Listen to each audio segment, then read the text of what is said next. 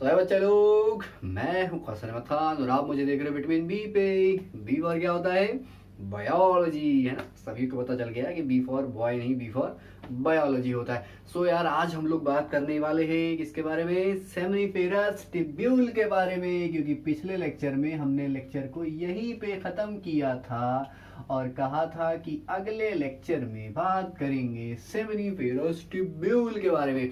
क्योंकि इससे पहले हम लोगों ने टेस्टिस का इंटरनल स्ट्रक्चर कैसा होता है, मतलब जो वर्टिकल सेक्शन था टेस्टिस का, उसकी पूरी बात कर ली थी। ठीक है, मतलब ईच एंड एवरी टॉपिक पे हमने डिस्कस कर लिया था। बस एक ही बात बची थी, क्या? Seminiferous tubule. तो चलो जल्दी से शुरू करते हैं डायग्राम के साथ। ठीक है, सेमनीफेरस टिब्यूल प्रकटम। ओ, ये क्या हुआ? तो प्रकट भी हो गई। सो यार जल्दी करते हैं। तो ये मैंने बनाया क्या? ट्रांसफर सेक्शन है सेमनीफेरस टिब्यूल का। तो लिख दो पहले यहां पर transfer section of seminiferous tubule.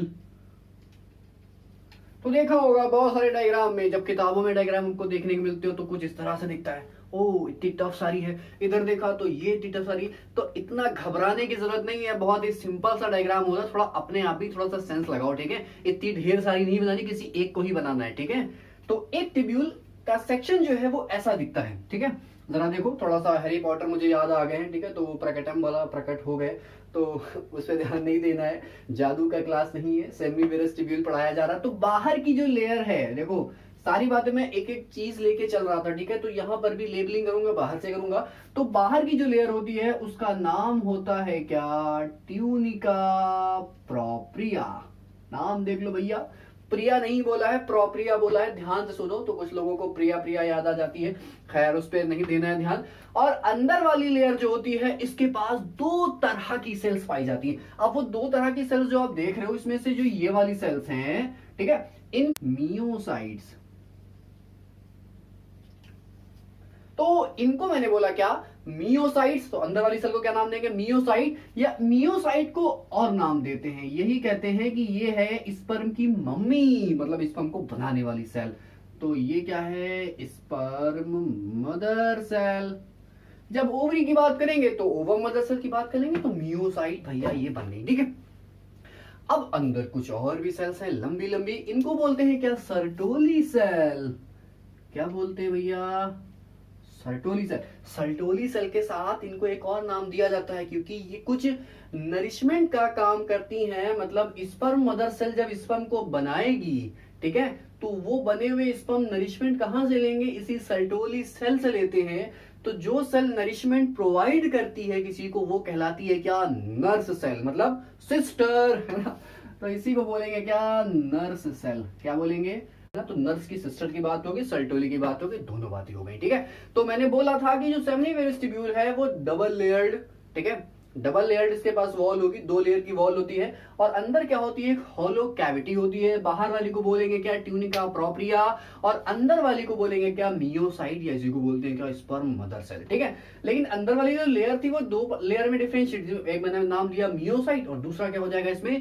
Sertoli cell हो जाएगा। ठीक है, अब जो मियोसाइट की बात अगर हम करें तो मियोसाइट्स कैसी होती हैं, तो मियोसाइट्स की बात करेंगे जरा सी यहां पर। तो देखो मियोसाइट्स कैसी होती है। मियोसाइट्स की अगर हम बात करें तो इनके लिए सिंपल सी बात बोली जाती है कि ये क्यूब शेप सेल्स होती हैं। कैसी होती हैं? ये होती हैं क्यूब शेप सेल्स, क्यूब की तरह होती हैं। और ये क्या बनाती हैं? ये बनाती हैं स्पर्मेटोगोनिया। क्या बनाती हैं? स्पर्मेटोगोनिया। देखो भैया, किताब में जो डायग्राम होते हैं उन पे ध्यान मत देना। ठीक है, मैंने सिंपली एक टिब्यूल लेके चल रहा हूं, ढेर सारी की बात मुझे नहीं करनी है। तो जो ये मियोसाइट्स हैं, ये डिवाइड करेंगी और डिवाइड करके क्या बनाएंगी? कुछ सेल्स बनाएंगी। उन सेल्स को नाम क्या दे देंगे? उन सेल्स को नाम दे देंगे स्पर्मेटोगोनिया। तो ये जो बनी है ये क्या है? स्पर्मेटोगोनिया। ठीक है, तो सर्टोली सेल की बात मैंने बोली पहले भी कि ये लंबी लंबी मेरी तरह टॉलर सेल्स होती हैं। और ये स्पर्मेटोगोनिया, जो कि डेवलपिंग स्पर्मेटोगोनिया, यही आगे चलकर स्पर्म सेल बनाएंगी, स्पर्मेटोजुआ का फॉर्मेशन करेंगी आगे चलकर। तो इन डेवलपिंग स्पर्मेटोगोनिया को क्या करती है? नरिशमेंट देने का काम करती है। कौन? ये सिस्टर, मतलब ये नर्स सेल या इसी को सर्टोली सेल कहते हैं। तो सिंपल सी ये सर्टोली का फंक्शन हो गया कि अगर आपसे कोई पूछे कि सर्टोली का फंक्शन क्या है, तो सर्टोली का फंक्शन ये है कि डेवलपिंग स्पर्मेटोगोनिया को नरिशमेंट प्रोवाइड कराना। ठीक है, इसके अलावा काम अभी खत्म नहीं हुआ, एक काम और है। ये जो सर्टोली सेल है, ठीक है, ये सेक्रीट करती है क्या, ये सर्टोली सेल सेक्रीट करती है क्या, एबीपी। एबीपी, आधे लोग तो चैनल बदल चुके होंगे। एबीपी मतलब भैया न्यूज नहीं है यहाँ पर। एबीपी का मतलब होता है androgen. A stands for androgen, ठीक है, बी स्टैंड्स फॉर बाइंडिंग और पी स्टैंड फॉर प्रोटीन। तो क्या बन गया भैया, एंड्रोजन बाइंडिंग प्रोटीन। तो ये क्या कर रही होगी, ये एंड्रोजन बाइंडिंग प्रोटीन, ठीक है, सेक्रीट करती है।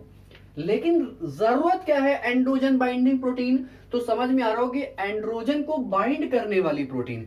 तो इससे पहले हमने आप लोगों को बताया था, एक बार थोड़ा सा डायग्राम उसका फिर से ले लेते हैं। ये टेस्टिस बनाया था जब वहां पर, तो बताया था उसके बारे में कि ये लोब्यूल फलान ढिमा का जो भी थी, ठीक है, छोटा सा डायग्राम ले लेते हैं समझाने के लिए। बताया था कि ये सेमनीफेरस टिब्यूल है, ठीक है, ये सेमनीफेरस टिब्यूल है, और इस सेमनीफेरस टिब्यूल के बीच में इंटरस्टिशियम में सेल्स पाई जाती है, उनको बोलते हैं क्या, इंटरस्टिशियल सेल्स, है ना। तो ये इंटरस्टिशियल सेल सेक्रेट करती है क्या, एंड्रोजन, एक हार्मोन है। तो वो एंड्रोजन जब यहां से सेक्रेट होता है तो वो यहां तक पहुंचता है, और यहां पर उसको कैप्चर करने के लिए कौन रिस्पॉन्सिबल है, ये sister mean Sertoli cell, nurse cell. ये क्या करती हैं, ये एबीपी को सेक्रीट करती है, एंड्रोजन बाइंडिंग प्रोटीन को सेक्रीट करती हैं। और ये एंड्रोजन बाइंडिंग प्रोटीन क्या करता है कि इस एंड्रोजन को, मतलब इन इंटरस्टिशियल सेल या इन लीडिंग सेल से आया हुआ एंड्रोजन को बाइंड कर लेती हैं। और बाइंड करने के बाद अब वो जो हार्मोन इसके साथ बाइंड हुआ है वो मैसेज देता है किसको, इन मियोसाइट्स को। और ये मियोसाइट्स क्या करती हैं, स्पर्मेटोजेनेसिस शुरू कर देती, मतलब स्पर्म का फॉर्मेशन यहीं से शुरू हो जाता है। और शुरुआत कहां से होती है, शुरुआत होती है जब ये मियोसाइट किसको बना देती हैं, इन स्पर्मेटोगोनिया को बनाना शुरू करती हैं। तो बहन की बात हम लोगों ने, मतलब सिस्टर की बात हम लोगों ने कर ली, यहाँ पर नर्स की बात सिंपल, ठीक है, सर्टोली सेल की बात हम लोगों ने कर ली कि ये नरिशमेंट भी देती है डेवलपिंग स्पर्मेटोगोनिया को, और साथ साथ में ये एबीपी को भी सेक्रेट करती हैं। तो एबीपी क्या था, androgen binding protein. Androgen binding protein क्या करता है वो मैंने आप लोगों को यहां पर बता दिया, ठीक है। अब देख लो भैया कि बीच में कैविटी, उससे कोई मतलब नहीं, वो सब यहाँ पर स्पर्मेटोजोआ ही होंगे, ठीक है, जो यहाँ पर डेवलप करेंगे, ठीक है। तो सेमनीफेरस टिब्यूल जो है, देखो सेमनीफेरस टिब्यूल बताया था कि जो टेस्टिस की आउटर लेयर होती है वो कहलाती है क्या, ट्यूनिका वेजिनालिस, और अंदर वाली कहलाती है क्या, ट्यूनिका एल्ब्यूजिनिया। ये पिछले लेक्चर में बात हो गई थी, और जो कोई भी यहाँ पर फर्स्ट टाइम आया है भैया पहले वाला लेक्चर देख लो जाके, ठीक है, तो कि बातें वहां से भी कुछ उठानी पड़ती हैं, ठीक है। क्या करें, बायोलॉजी है तो रिलेट करके पढ़ाएंगे जब ही अच्छा समझ में आएगा। तो जो ट्यूनिका एल्ब्यूजिनिया है, देखो ये सेमनीफेरस टिब्यूल है, ये भी कहां से निकली, ये भी ट्यूनिका एल्ब्यूजिनिया से निकली है। लेकिन जरा ये देखो कि एक लोब्यूल से, ये जो एक एक हिस्सा है इसको बोला गया था लोब्यूल, क्योंकि ये बड़ा सा एक लोब है और उसमें छोटे छोटे पार्टीशन को बोल दिया गया था क्या, लोब्यूल, ठीक है। तो लोब्यूल से पास होने के बाद क्या होता है, सेमनीफेरस टिब्यूल कन्वर्ज हो जाती है आकर कहां पर, रीटी टेस्टिस में। इसी को रीटी टेस्टिस बोला गया था। देख लो भैया कितने टर्म रिलेट हो रहे हैं पिछले वाले लेक्चर से। तो रीटी टेस्टिस में आने के बाद सेमनीफेरस टिब्यूल क्या बना लेती है, ये बनाती है ट्यूबुलाई रेक्टाई। क्या बनाती है, ट्यूबुलाई रेक्टाई, ठीक है। तो सेमनीफेरस टिब्यूल का सेक्शन जो था वो मैंने आपको यहां पर प्रकट करके दिखाया, ठीक है, काट के दिखाया, सेक्शन बना के दिखाया। तो जो किताबों में बने हैं, ठीक है, डायग्राम या आप लोग कहीं से सर्च करते हो, ठीक है, उस पर ध्यान मत देना। ये सिंपलाइज स्ट्रक्चर है जो मैंने आपको पढ़ाने के लिए बनाया है बच्चा लोग। सो ये खत्म, बस इसकी बात हो गई, ठीक है। बाकी जो भी बातें होंगी नोट्स वाली वो डिस्क्रिप्शन में पड़ी होंगी, ठीक है। और जो कोई भी यहाँ पर फर्स्ट टाइम आया है, अगर आप चाहते हो कि आपको इतने बढ़िया बढ़िया लेक्चर रेगुलर मिलते रहे तो वो नीचे वाले घंटे को दबाना मत भूलिएगा। और भैया उन लोगों से भी मैं कह रहा हूँ जो काफी टाइम से यहाँ पर हैं, अगर वीडियो पसंद आई हो तो लाइक और शेयर करना मत भूलना। मिलेंगे आपसे अपने नेक्स्ट लेक्चर में, टिल देन बाय बाय।